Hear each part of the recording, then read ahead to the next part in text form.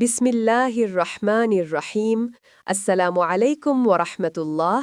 আশা করি আল্লাহর রহমতে আপনারা সবাই ভালো আছেন। আজ আমরা এক গভীর দুঃখের সময় একত্রিত হয়েছি। কুমিল্লা ইপিজেডের ব্রেন্ডিক্স গার্মেন্টস ফ্যাক্টরিতে ঘটে যাওয়া ভূমিকম্প আমাদের সকলের হৃদয় কাঁপিয়ে দিয়েছে।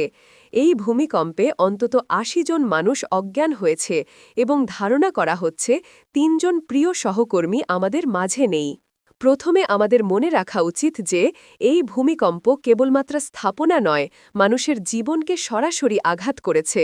সেই মানুষেরা যারা প্রতিদিন কঠোর পরিশ্রম করে আমাদের জন্য পোশাক তৈরি করতেন, তারা এখন আমাদের সাহায্যের জন্য অপেক্ষা করছে। এই ভূমিকম্প আমাদের শেখাচ্ছে যে প্রাকৃতিক দুর্যোগ কখনো পূর্বাভাসহীন আসে। প্রতিবার ভূমিকম্পের দুঃখ আমাদের নিরাপত্তা ও সতর্কতার গুরুত্ব দেয়। আমাদের প্রথম দায়িত্ব হল আহতদের দ্রুত চিকিৎসা নিশ্চিত করা। স্থানীয় প্রশাসন এবং স্বেচ্ছাসেবী সংস্থা ইতিমধ্যেই সাহায্যের হাত বাড়িয়েছে। আমরা যারা বেঁচে আছি, আমাদের উচিত ভূমিকম্পে আহতদের পাশে দাঁড়ানো। এই ভূমিকম্পে আমাদের মনে করিয়ে দেয়া হল যে পরিবার, বন্ধু, সহকর্মী সকলেই অমূল্য। আমরা যদি একত্রে কাজ করি, তাহলে এমন ভূমিকম্পের সময়ও মানুষকে বাঁচানো সম্ভব। প্রতিটি ভূমিকম্প আমাদের সচেতন করে, আমাদের প্রাকৃতিক দুর্যোগের জন্য প্রস্তুতি নিতে শেখায়।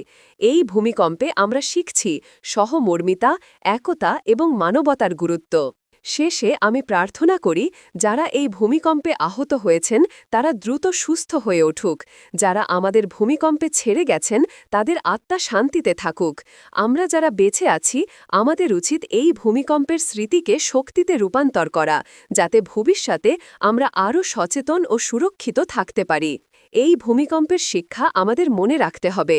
প্রাকৃতিক দুর্যোগ কখনো নীরব থাকে না, তাই আমাদের সতর্ক থাকা এবং একে অপরের পাশে থাকা আবশ্যক। ধন্যবাদ।